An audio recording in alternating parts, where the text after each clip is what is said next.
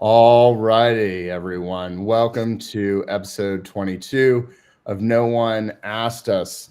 Joining us today are Katie King, Chief Risk Officer and Head of Strategic Partnerships at Gateless, and Brian Jackson, Chief Technology Officer at Gateless. Katie is a seasoned mortgage and fintech risk strategist known for building high-impact vendor and regulatory relationships and guiding scale with operational rigor. Brian brings over 20 years of engineering and SaaS leadership and has been a core architect behind Gateless's product and infrastructure from day one. Now steering the company's AI-driven mortgage automation strategy, we're thrilled to have them here today to talk mortgage tech and risk interest. Thanks, guys. How did ChatGPT do there? That's actually pretty well. I didn't see any hallucinations, so okay. I think there we go. Not bad. So I do have a question, real quick, Katie. I warned you I would have this about your LinkedIn. Yes. So the way we do it is I literally just feed in the LinkedIn profiles and then just let it write it.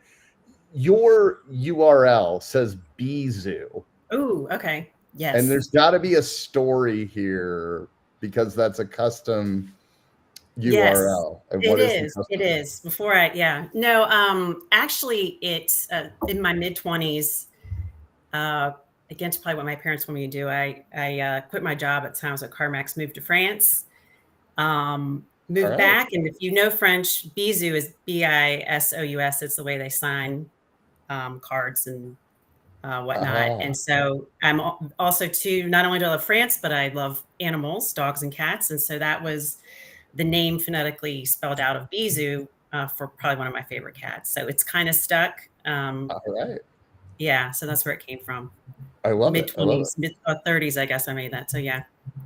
That's awesome. Now you know. All right. Perfect. Thanks, Katie. I appreciate it. So let's start with you. We always joke on the show, like nobody, grows up as a little kid going, I want to be in mortgage tech. Right. And, I had a moment to kind of look, back on your career. But tell us a little bit about, obviously CarMax, you also had Circuit City thrown in there. Yes. I saw that one. That was a blast from the past. So how did you end up in mortgage and mortgage tech? Yeah. I would say it really was those early years in CarMax where I went through a various program with them, ended up in tech. If you know anything about their business model, homegrown systems, really thriving at, in the beginning and still now solving, improving the car buying experience, very consumer centric. So at the end of my career there, I was in business development and worked counter to our in-house engineering. So I was always, in that environment and culture focused on solving complex problems for the consumer. And then I had a brilliant idea to move into mortgage when the mortgage crisis happened. So, I had a lot of hands-on time in mortgage servicing and then in origination. So I really had that comparison from my prior experience about how complicated and it could be slow and error prone a lot of the processes were. So, as I moved through my career, whether a lender, servicer, or other tech companies, I was at Black Knight, a small company called Hope Loan Port, and then at Account Check, just have always focused on technology, data reporting, analytics, and ways to really improve process to make things, better for clients, or if I was the lender servicer, but also for borrowers. So, it wasn't just about software, but it's really making it, easier for, people's lives. And so really landed here at Gateless. It was something, was watching what they were doing and intrigued. I knew that I thought this was really the future, AI underwriting, and really loved the leadership team and haven't regretted it since I joined. It's been amazing. Awesome. I love it. All right. So talking about the leadership team, I think the original guy, Gateless, if my research showed me correctly, Brian, how did you end up in the mortgage tech? I can't imagine 5-year-old Brian was like, I really want to be in mortgage tech, but maybe I'm wrong. I don't know. No, it definitely wasn't that. But I did start in my career early. I started coding around like 8 years old, and started professionally early 20s, building lots of different types of products for different types of industries. And I sort of fell into mortgage about 8 years ago. I live here in Orange County, and Loan Depot is a large employer here, and I knew some people that made it over there, and I joined to help build their proprietary Mellow tech platform you may have heard of. So I worked there for a few years, and then an opportunity came up to incubate a new technology company from scratch, which sounded really enticing to me. And not only get to do that, but to have built-in customers from day one, which reduces the risks, and you have a higher chance to build the product the right way. And that's what we've been able to do here at Gateless. Yeah, I can speak from experience. Having client 0 or client 1 right out of the gate is huge, because most people are trying to build something, have conversations, and then it may not work out, right? Or you have to make a lot of adjustments when you start getting those first couple of clients. So let's jump right in. And by the way, for anybody who's watching live, please feel free to drop any questions in the chat, and we will try to get to those. My guess is that a lot of people have a lot of questions around AI mortgage underwriting. Sorry. So let's jump right in there, Brian. Like, how would you describe? I mean, I think everybody knows what underwriting is who's watching the show, obviously, right? Mm-hmm. And I think everybody knows what AI means, but I think there's a little bit of confusion, or maybe a little bit of fear when the words AI and underwriting get smashed together, right? So do you mind talking a little bit about, the Gateless product and kind of, where you started and where you've kind of seen that journey come with that solution? Yeah, so the term AI is what we call an overloaded term. So it means so many different things that it can be scary if you don't know which one of those meanings you have. So at Gateless, we're more of a decisioning engine, an expert system, where we do have a majority of our code base is hand-coded rules built against the actual investor requirements. Now, we do use AI to solve specific problems in this space, like document recognition and transforming data off of documents, and a few other small use cases. But the majority of Gateless is very carefully crafted and tested rules that are matching exactly against the requirements from investors. What we're not, and there are some companies experimenting with this, we're not using a large language model to say, here's my loan and all the documents, please underwrite this loan, and like asking it that question. And that is very scary to me, and it should be scary to others as well. Yeah, I would tend to agree with you on that one. I don't think we need generative AI getting anywhere near underwriting, or at least nothing that I've seen so far. So if somebody's got something out there, please feel free to drop me a DM. So it is largely machine learning, right? Do I have that correct? Expert system is more human codification and human knowledge into code. Machine learning is used in the document space, and Gen AI as well in the document space. When you take like W-2s and pay stubs, and you're normalizing the data, like the pay table and the dates and all those fields that come off all those documents, we use a combination of machine learning and generative AI in that space. It'd be fair to say back, like, use AI to write the rules. You're not going to go use AI every time. Right. So we might use AI to help us write the rules, but it's still a human software engineer and human product manager that understand the mortgage industry and understand the underwriting requirements, making sure that it's codified correctly into the expert system. I think also too, Brian, the point, and I was speaking with some lenders last week, is that a little bit different than others. It was a question, if I was a lender, I would ask is, and Brian spoke to it on the OCR side, we do have our own model. As you know, data comes from either the docs or it comes from integrations. We have integrations in the credit asset income employment side, but we have our own model. And that's not something that's sent off to someone else. So we have control over that. So just as Brian kind of said, we have our expert system, smart underwrite, the brain of the underwriter, the actual underwriter that you're adding, and then OCR capabilities with our own proprietary model to help with doc classification and extraction. So real quick, so do you guys just sit on top of whatever LOS the lender is using? Yes. Either through our Encompass integration, which we fully manage for Encompass customers, or other customers actually integrate through our APIs where we don't have a native integration, but they can integrate with our APIs, connect to the LOS that way. Gotcha. So your main integration is Encompass, I assume. I mean, that is. Yeah, it's fully turnkey. Lender has to do nothing, turn it on. Yeah. Right, which makes all the sense in the world. I think anybody who's that's kind of the first go-to for the integration. So can we talk about products? So is Gateless's focus just on agency govy? Has there been discussion around non-QM? I mean, I know obviously non-QM is a little bit of a tougher one, right? Because it's so individual, right? From that perspective. But what does that sort of look at, Katie, from a products perspective? Sure. We focused, obviously you noted on conventional loans, Fannie, Freddie.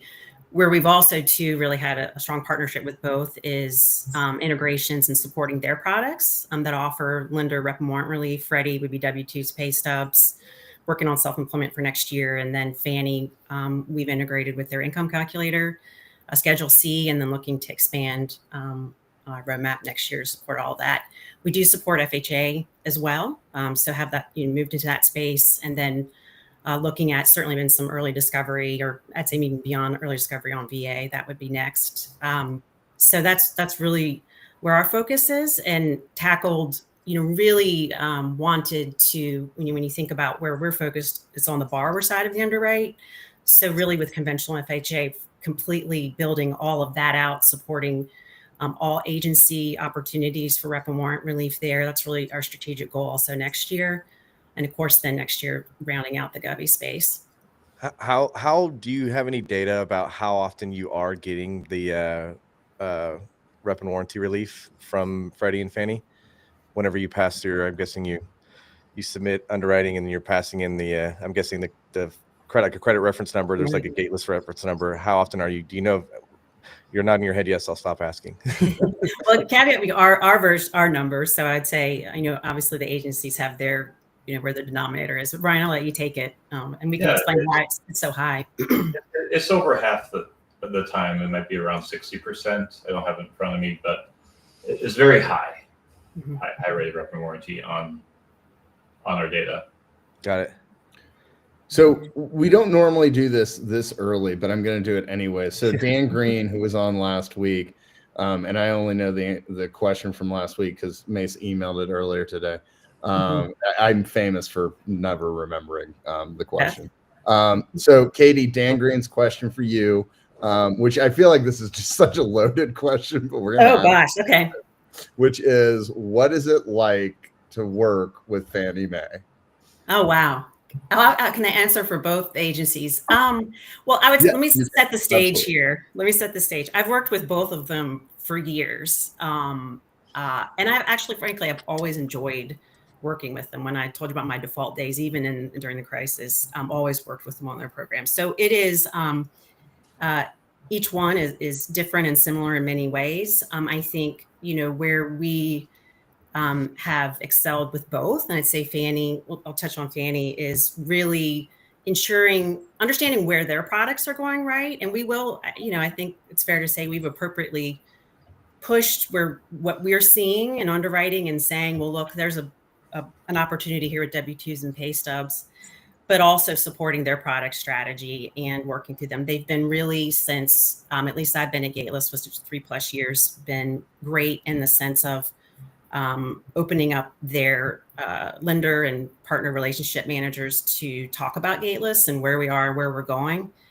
They can't pick winners and losers in the tech space, but they have always afforded us an opportunity to showcase what we're doing and, review some of the insights that we're pretty passionate about that we hope, we understand it takes time, but we hope will drive product change. We have, on the flip to Freddie a bit, same relationship, I'll say, though, with the W-2 pay stub product. Part of, I think, what makes the rep and warrant piece, at least, our calculations higher. We did spend a lot of time with them, really not only obviously mapping to their schema for AIM Check API W-2 pay stubs, but really, Brian, we talked about our underwriting rules and guidelines, really digging in. There's just a lot of tribal knowledge and gray in the guide. And, what's really needed is those credit risk, investor, compliance, tech folks to talk through why aren't we calculating the same and what's the difference? Because the reality is there can be multiple answers and neither is wrong, right? So we spent certainly a lot of time to really dig into the guide and understand. And we certainly found them to be very open to, anything that is going to help their seller servicers close more loans and do it more accurately and mitigate risk. Both have been, and Freddie, as I mentioned, in W-2 pay stubs was a fantastic partner. Yeah, and I would have to imagine, obviously, putbacks or repurchases, that costs Fannie money as well, right? Obviously, it really hurts on the originator side, but this is a huge lift, I would imagine, for them, because that's going to significantly reduce or zero out really repurchase risk altogether. Right. And I think the experience, it's no secret too. Two of our executives, our president was an executive at Freddie.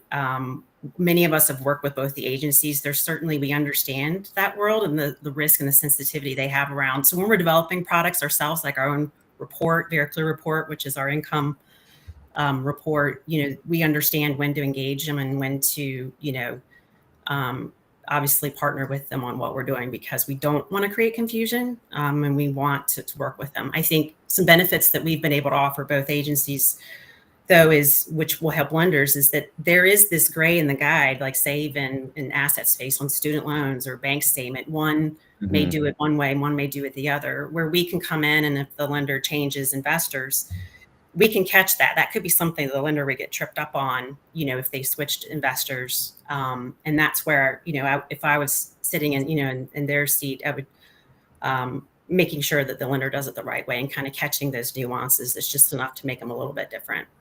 Yeah, that's a great point, right? Tribal knowledge can become a problem. Right. And if you've got, tribal knowledge that's built around one set of an understanding of guides, and then that documentation shifts, but the tribal knowledge continues over the top of the update, you can get some pretty massive problems.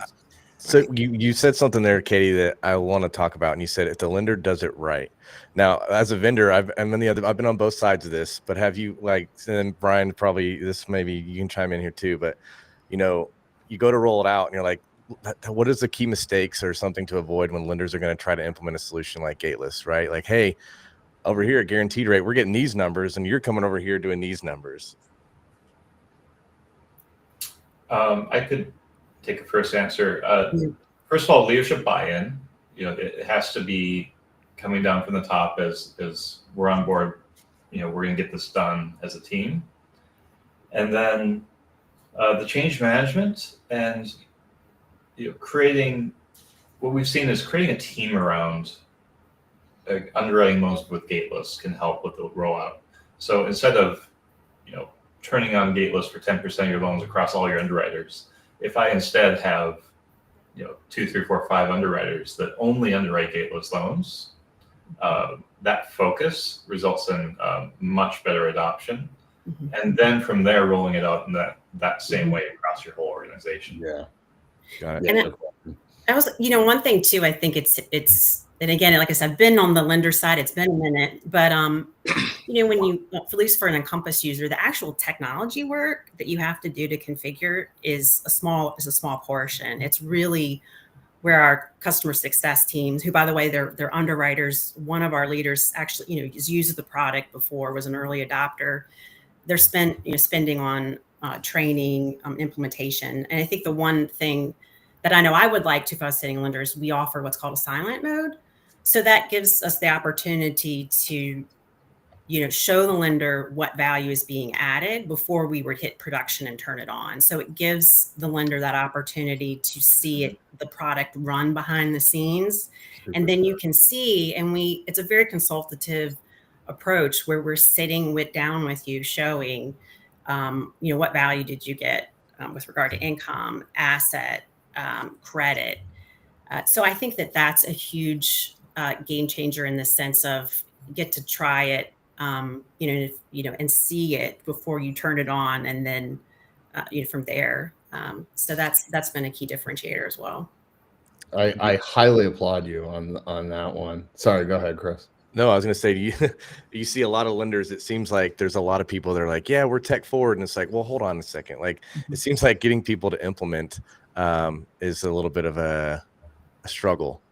Yeah, we have to invest heavily in our customer success team. And we're invested in making sure the lender's actually getting ROI and getting benefit from our product. We're not just selling them. Well, Brian, I just want to highlight what you said earlier for anybody who's watching this, who's worried about adoption. Simon Sinek actually has this. I stole this from him, but it's like when you go to implement a new technology, get your early adopters, just a few of them, like you guys are doing, right? Where it's like, okay, they start working with the tool, and then you get your fence sitters that are like, wait, what toy do they have? And they want it, right? And then, your last group, who tends to be, very resistant to change. Hey, listen, I was an underwriter. Who's like really resistant.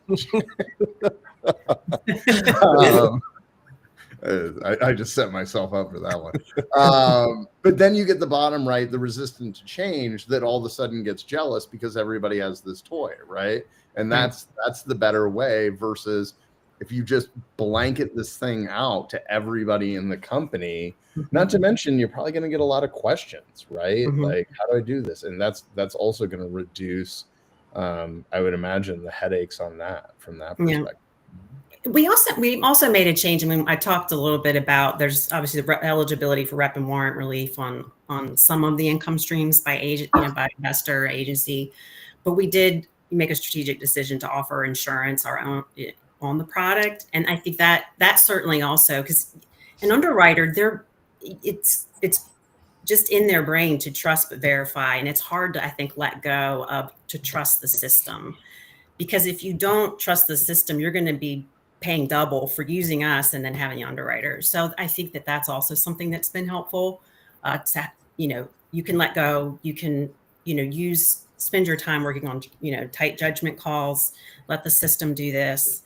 That insurance wrapper certainly has been, I think, helpful as well.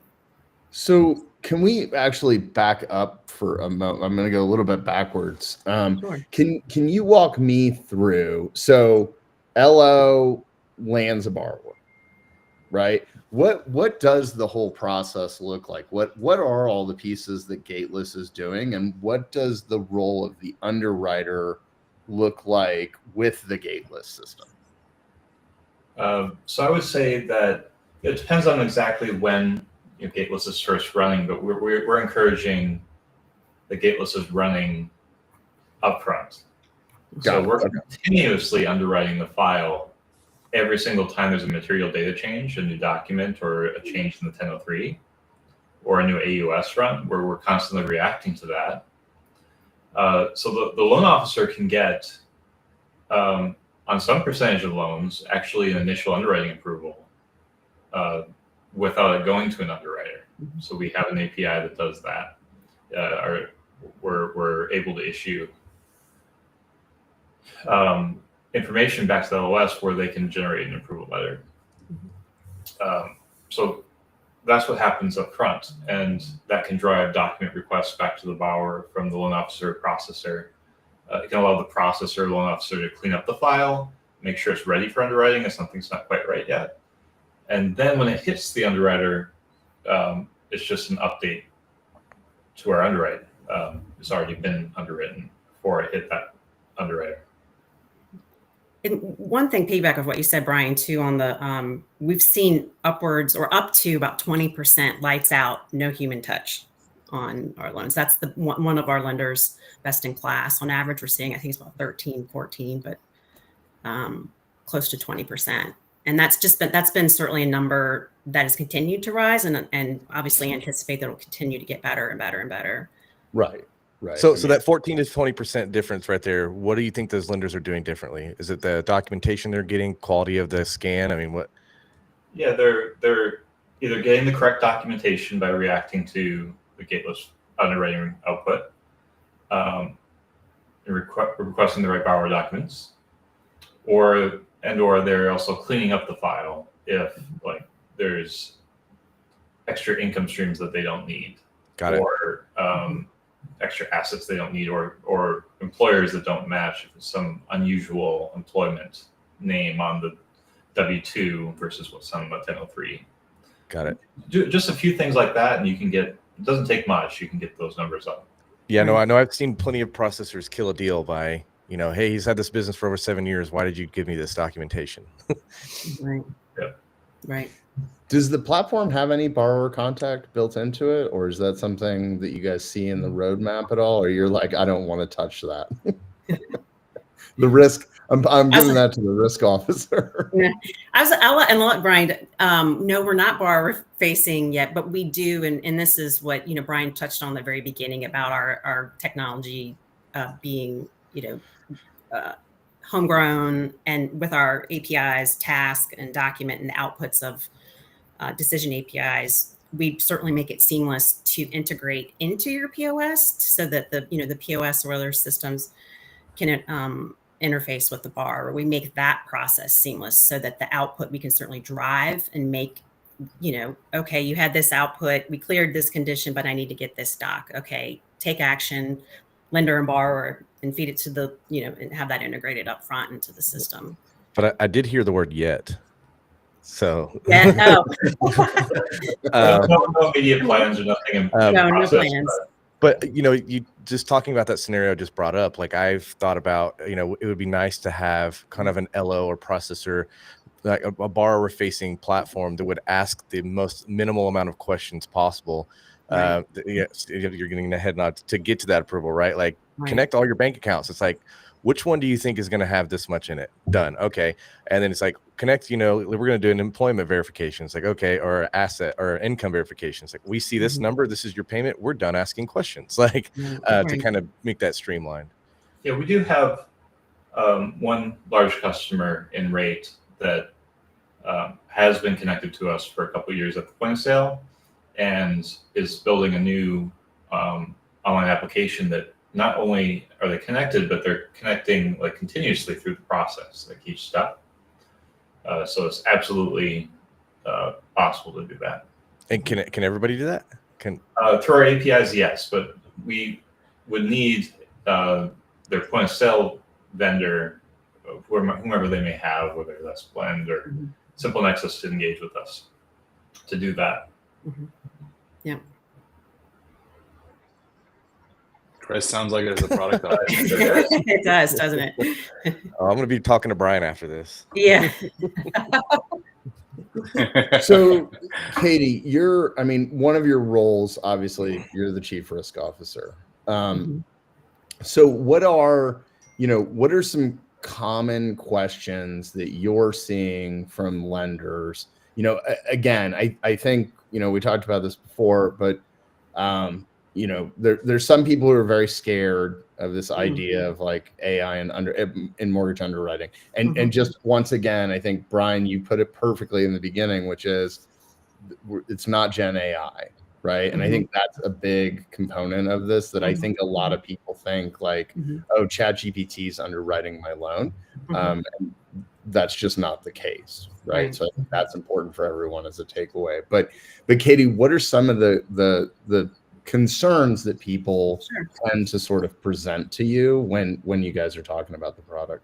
Sure. And I work with Brian and his team closely as well. And these are, I'd say, concerns. I don't want to say in that way that it's just things that we actually want to mitigate as a good partner, tech partner. Data, what do you do with the data? What's your data retention policy? Security, vulnerability. And, these are things that are asked, we ask ourselves, because I think it's one of those things we have to continue, even though, we have our SOC 2 type 2, we don't have findings in that space, but we're continuing to, look and relook and ensure that we have the appropriate, controls and tooling to protect that data. It's important, it's critical to us, to protect external threats. And that's also too, something that's not as much, I'd say, about quality, when talking to partners or folks, it would be, we have rigorous quality within our SDLC, process between product, engineering, all of the testing that happens.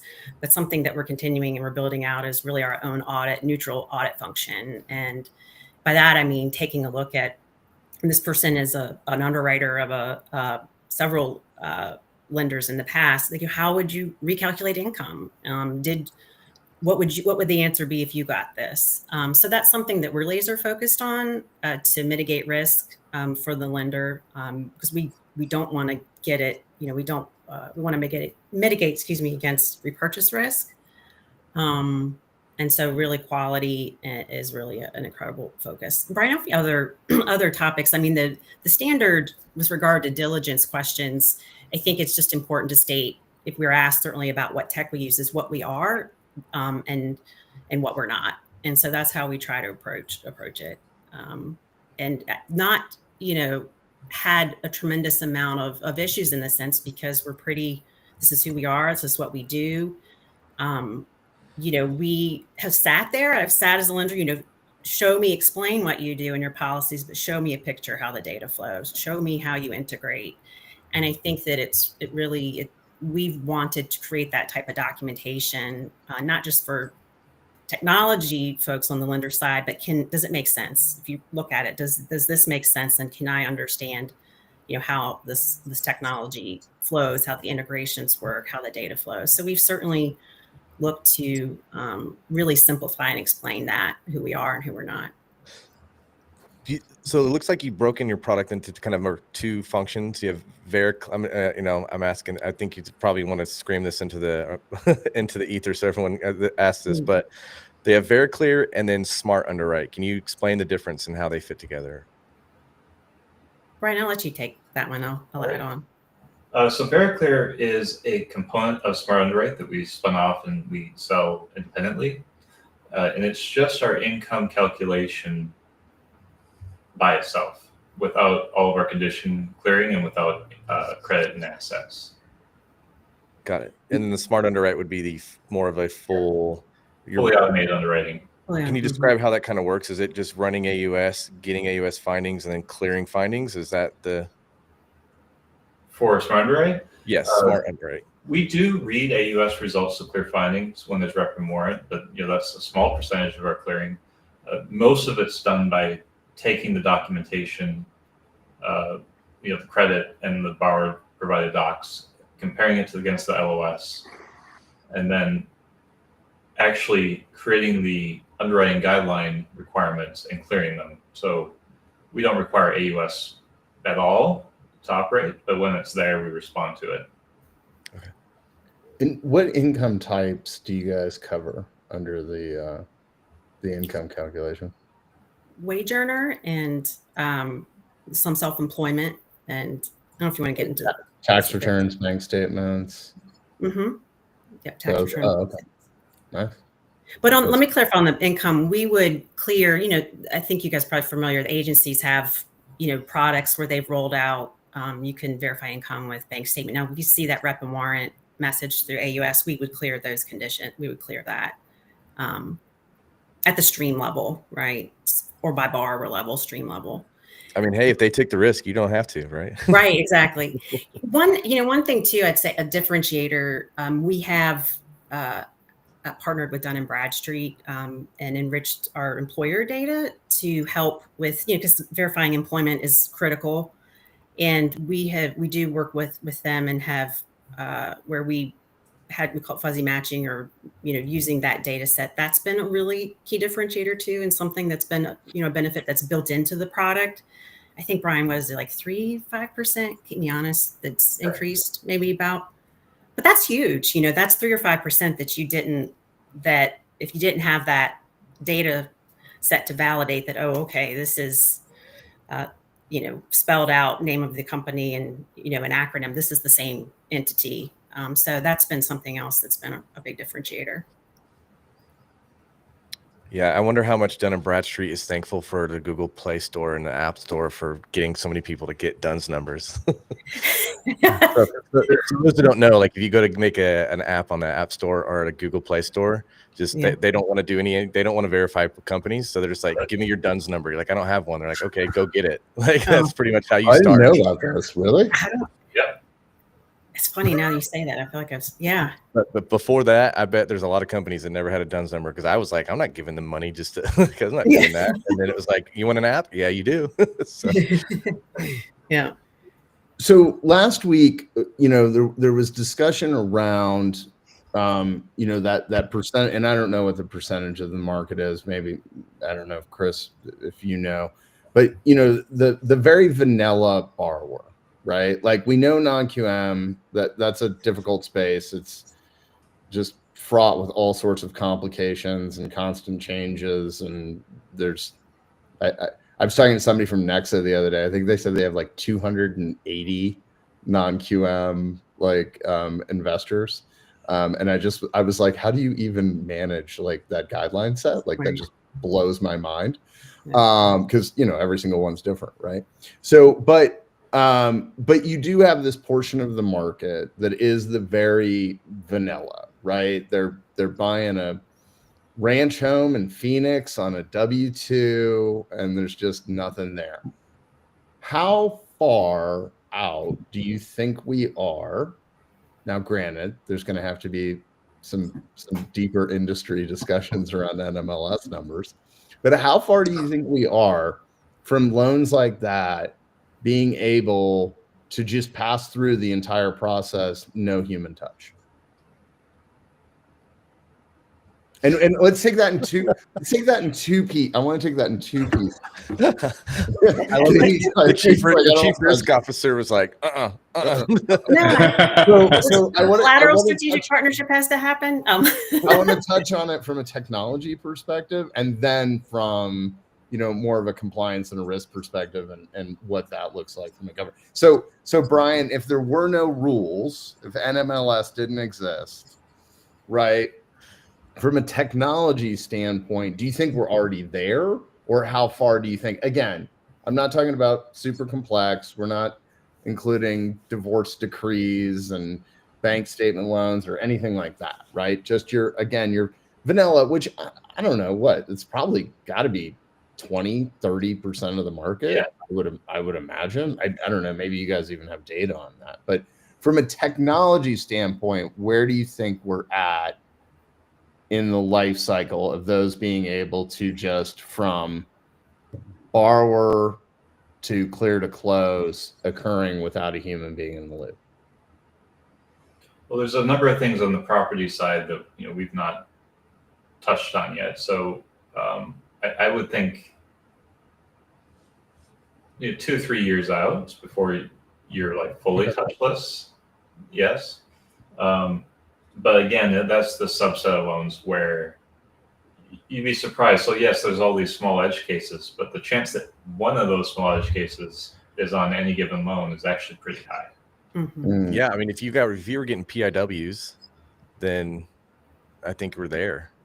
Yeah, if you're taking a PIW, but there's a few things on the title, insurance. There's a few things that we still need to tick the boxes on that we've not yet. But we're not that far away from it. Andrew loves title insurance. Andrew loves title insurance. I have a lot of friends at Stewart Title, so yeah, we do too. Yeah, they sell property valuations, not title.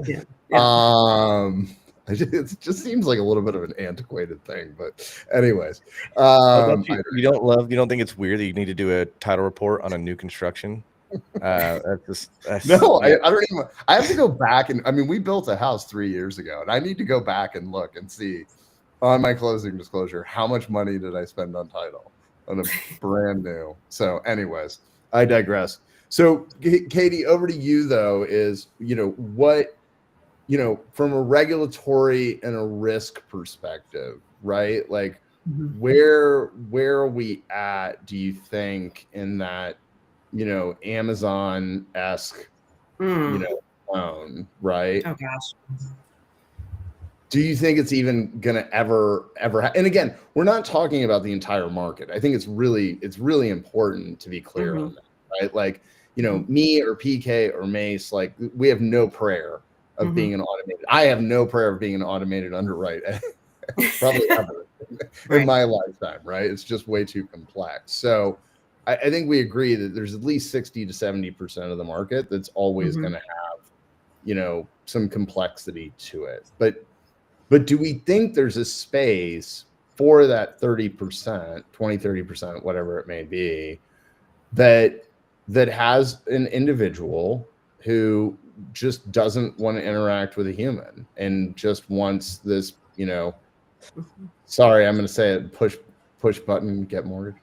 Because I think there are some people who want that, but do you think there's ever even going to be, like, within the regulatory space, do you ever see Fannie, like, because I feel like Fannie is probably the one that would have to drive that in the first place, but your thoughts on that? I know that was a lot. Gosh, I mean, the part, I guess, where I sit, to me, I mean, and again, I'm not an attorney, caveat, but it's not being borrower facing probably reduces the risk for the tech provider, and I think at least on the collateral side, I'll say where I'm optimistic, but there's an opportunity, certainly. I agree with Brian, 2 to 3 years out, but I don't know. I mean, I really don't. I don't want to put a time frame out there. I really don't. I think it's possible. And do I think that a consumer would accept it? Probably, because there isn't, if it just happens seamlessly, who wouldn't want to get through the process quicker, right? Who wouldn't want to compete with a cash buyer, right? I mean, we have seen lenders to the point, there's been a turning point, actually, too, with, we saw this, we've been working with Rate for years, but it reminded me when I was it dates me because it's Truist now, but SunTrust, I mean, sales is such a critical part of even driving, obviously driving business. And when they started to realize that you could, lights out in 24 hours, you could have an approval, not just a pre-qual, it's approved. That's pretty powerful. So to me, it's kind of like, if we're happening behind the scenes and we support the compliance standards within the agency or HUD, collateral side, title, this side, and it still remains that the lender, they really, we're just an agent of them. They're making the decision. I think it's possible. Yeah. And I think, I mean, for everybody, I think the vast majority of first-time home buyers probably would not opt into that. PK, would you? This is perfect. I'm going to say, Gen Zer. I think. What's your thought? I think it will happen in 5 to 10 years, and I think I would opt into it. You wouldn't want to, but I would want to have the ability to. I would want the ability to talk to a person just to verify that, like, I'm like, okay, am I doing this right? As you know, Andrew, I like to talk to people in like old school chatbot type of, or not chatbot, like phone person. So I would say I would do it online, but then I would want the ability to just like get on a phone call, 10 to 15 minutes, real quick, just run through the numbers, make sure I'm seeing everything straight, and then cool, hang up and press the button and go. Yeah. I mean, I think it changes go ahead. I'm sorry. Oh no, I was just gonna say, for me, I've bought and sold 5 homes. Like, if I'm gonna go do a refi, like I would much rather do a refi and it be like, ordering dish soap on Amazon, sort of, type of experience. But on the flip side of that, I understand if you're buying a, $400,000 home and it's your first house, like it's a big purchase. It's very the last something to go wrong. Sorry, what were you gonna say, Katie? No, I was going to say, I think I do. I mean, I like to talk to a human, want a human body, someone talking. I think it really would change, obviously, what the loan officer, what they would speak about their role, really as a consultant. I think it would actually alleviate and be really helpful. It puts, in their power, the ability to provide this good news that you're approved. Certainly helps relationships with them and the realtor. I mean, to me, I think the consumers would like it. I mean, I know a car and a home, two very different purchases, but if you would have asked me when I was at CarMax, would I feel comfortable buying a, X how much car online and having it shipped to me from New England and being sight unseen, and I just go in and pick it up? I mean, I would have been like, you're crazy. And I just did that 6 months ago, so I think it's possible. I mean, with all the technology, even to be able to, look inside homes and really to check them out, especially if it's like an investment property, maybe not your, primary residence. I think it's possible. And I just think it changes the role of the humans helping the consumer through the process.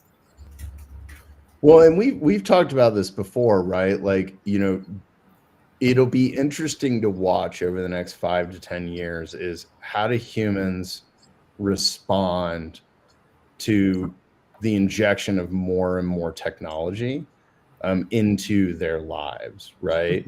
And what I mean by that is that do we, as a result, we're all working from home, like literally every single. I'm in a hotel, but all of us are work from home, right?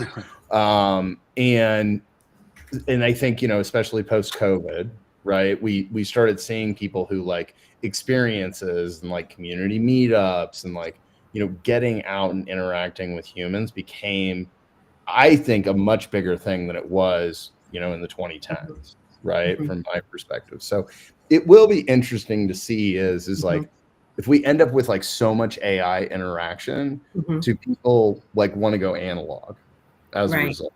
Right. And then that human, that that salesperson, if you will, becomes so much more important.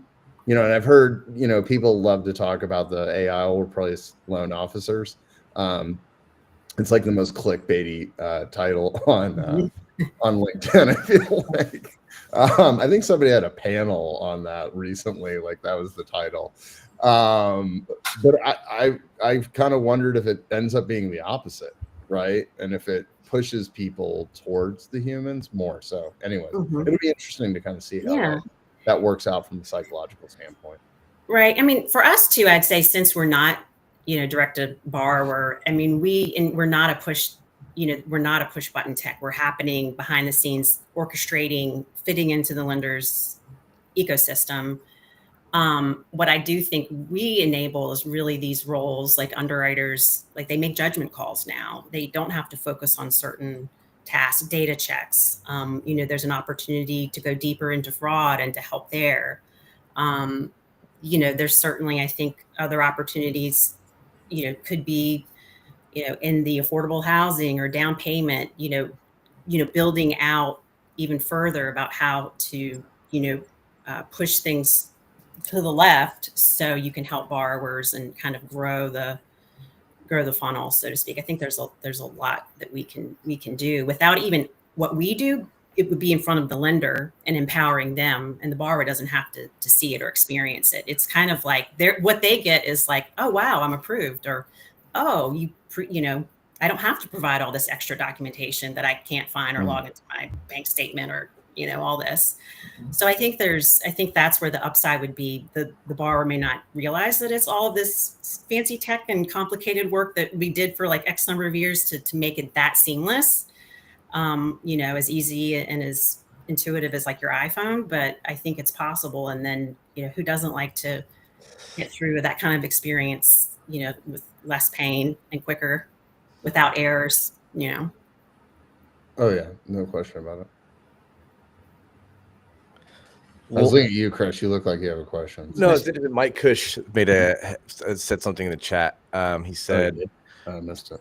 Refinance is taking an aspirin for a headache. Buying a home is seeing a doctor over the course of a couple of months for an illness. The specialist or the title company, home inspector, etc., and either the agent or the LO is the primary care physician.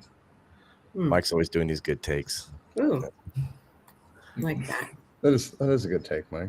Well, if you guys like, if there's an executive watching this, here's your soundbite opportunity, Katie and Brian.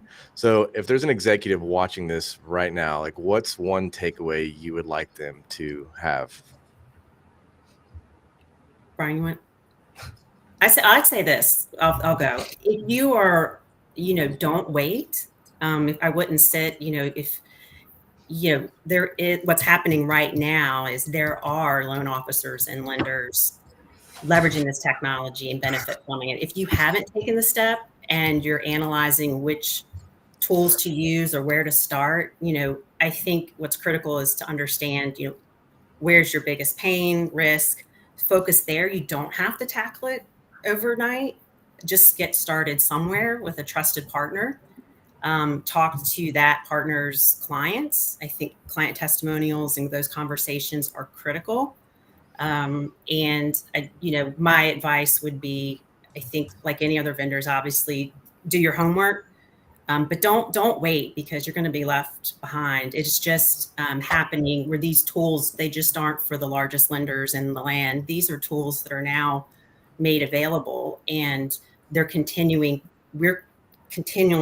driven to make our product, not just expand the product roadmap, but continue to make it better, clear more conditions, break that 20% lights out. You don't have to touch.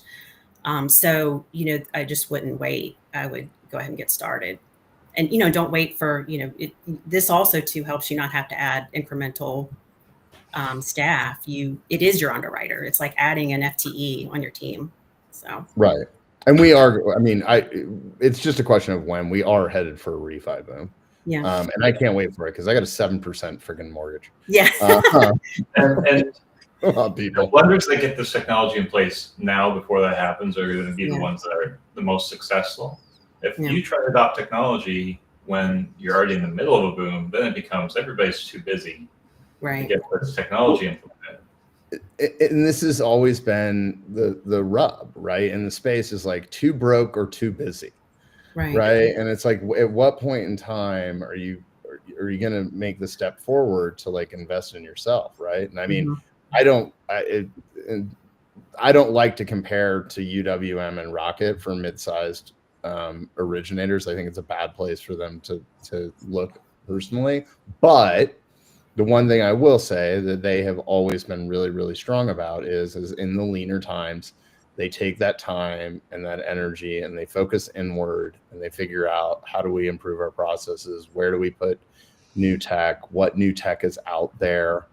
And start to have those conversations. Yeah. So question is kind of a follow-up on that, is what does implementation look like? Like, what is the timeline? What's the like lift on the client side? And I know everybody's a little bit different, but sort of your typical or vanilla setup. The technical lift is very low, both for Encompass customers. For API customers, they do need to integrate with our APIs, which is a longer process. But Encompass customers, we can get turned on in a week or two. And from there is how fast the lender can go through our implementation process, which includes a silent mode and reviewing our results and getting comfortable with the results, and then usually a pilot and then a full rollout. So all of that can happen inside of 2-3 months. Right. If the leadership team's all on board, follow best practices. We give them a whole schedule. We have an excellent customer success team that they've all been underwriters before or lenders before, and they know how to adopt technology. So they can go that quickly, or they can take more time, just depending on their comfort level and how quickly they'd like to go. I love that you guys have hired industry professionals that are handling that, right? Like, I think a lot of places don't think about that, and I think it's a really important detail, because I think people who can talk the talk are so critical, and especially with a product like yours. It makes so much sense. What is the underwrite count kind of looked like that you guys have seen? Like, I mean, we always hear like 2 a day, right? Or 2.5 a day. I know Chris has got a different number. But that's what I hear from all the conferences, right? That's what I hear out of everybody's mouth is that like 2 to 3 a day. What have you seen from an increased perspective on that front? I think we've seen as high as 5 or 6 a day, Katie. Yeah, I think so. Yeah. So doubling out. If not, we're going to get corrected here in a minute. Somebody, is there anybody out there? Yeah, anybody? No comments on that. Yeah, no comment. No, if I say I think that's the number. And I will say too that Brian had touched on it, the underwriters and the underwriters that have used the tech, that has been critical because they can understand, they think like an underwriter, but they also have embraced the technology. And that's been really critical. Our implementation managers all have been prior underwriters and used this tech before. So, and then Brian said, this is where we focused, when we think about growth, obviously Brian's team, engineering team that's growing and as we expand, but CS has been another team incrementally. We really put a lot of focus on our customer success and making sure we have the right ratio to lender between CS leader. Yeah, Gateless' superpower, while the tech is impressive, the most impressive thing is the team we put behind it. From the leadership team all the way down to everybody, engineers, customer success managers, everybody. Right. Yeah, which I think at the end of the day is everything really in tech, right? Honestly. Right. Yeah, and I know your chief revenue officer that will personally call you on his cell phone and text you. Yeah. And text you. He's calling now to correct me. No, I'm just kidding. Just kidding. It was 8. It was 8. No, I'm kidding. The CRO number from that perspective. Is there anything we haven't asked that we should have asked? We could talk about, I would say, I don't know, Brian, any questions asked? Maybe where Brian's we're like, going. don't ask me about like what, are you using Bedrock or Vertex or any, what are the underlying technology in the back? But no. I think we have now time to also, answer that and then get your question ready. But anything we haven't asked? No, I was going to say, I think we touched on it, was kind of where our focus for next year, our roadmap. I think I mentioned that, really rounding out agency. Focus we hear fraud. Go ahead. Is the product roadmap primarily focused on adding additional products, or are there additional features, Brian, that you're like really excited about, or are you just remaining hush hush? Well, in the next year, we're really focused on finishing the credit and capacity space, so credit, income, and asset, so additional income clearing, and then finishing Govy with adding in VA, which is a lot, a lot to do. Well, I could only imagine. I'm sorry, there was a question that was on my mind and I forgot to ask it. And I don't know, Katie, if you have any insights here or not, but agency QC, like I feel like it's like the bane of every originator's existence, right? It's like having to go back and spend more money, right, to get those done. Do you see, or have you heard anything in your conversations with Fannie of where, hey, these particular loans, as they come through Gateless, we're not going to require QC on them or anything of that? I haven't had that conversation with that agency, but I'll say that there's one that we've, I don't know, Brian, I'll let you take it and then I'll answer about maybe on the lender side focus. We're focusing on how we can bring what the QC team might do all the way up front into our product, so that it's already QC, like what an investor might do, like Freddie and Fannie might do, which is going to already is reducing your defects substantially. Right. Okay. Now, will they ever not QC a loan because it came from Gateless? It's possible, but that right now there's resistance in picking winners, so to speak, endorsing specific technology. Right. But we are focusing with large lenders on, let's put it this way, to tell that story. I mean, it behooves us to say, okay, well, let's work with a large lender to see. And Brian, I'm working on this. Well, okay, you had these go through Smart Underwrite and these loans. How did they perform? Where were their issues? Were there not? And we are doing those analyses. And that, that's really, I think, going to be the story of like, well, how, because it gives us feedback about the efficacy of the product, or there's certain nuances that can be fine-tuned, or is it a story that we could be telling investors that when it comes through our product and technology, you can expect to have this kind of output, and it's different than those that didn't come through, same kind of loan parameters, same investor and whatnot. So we are looking at that. To me, I think that would be the piece. That's going to be the story we would show to, I think, would be compelling and help investors get there. All right, perfect. So, okay, so we are kind of out of time here, but we do have to have you ask a question. Oh gosh. For next week's guest. So next week we have Jennifer McGinnis, Robert from Pivot Financial. She's the CEO over there. Question for her. And backstory, she is a non-QM proponent. Yeah. So we have her primary focus is. Brian has a question. What's your question, Brian? So we're finishing the gummy space first next year. But after that, the last thing for us is the non-QM jumbo space. And our first take and our first deep dive into that space is a lack of underwriting standards. So I'd love to know from her where her thoughts are around standardization in that space.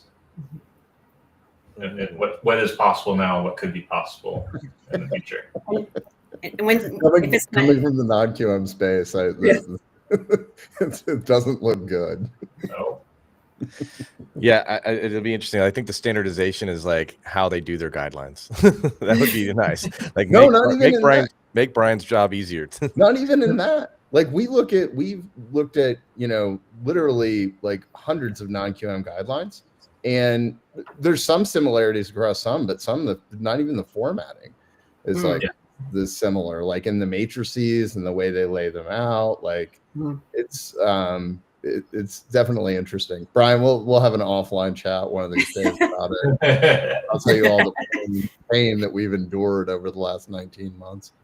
So, Katie, is there anything you would ask? Sorry, what? Katie, is there anything you would like to ask her? No. Oh gosh, I have a gazillion questions, but no, I think that's a good one. That's enough from the Gateless. That is a great question. Thank you, Brian. I wouldn't have thought about that one, so I appreciate it. So, Katie, Brian, both of you, thank you so much for taking the time here today. It was great to spend some time with you, and wishing the best for Gateless. And for everybody else, we'll be back next week. I'll actually be in my house for once for episode 23 with Jennifer McGinnis. Awesome. Thank you. We appreciate it. It was fun. Thanks, guys.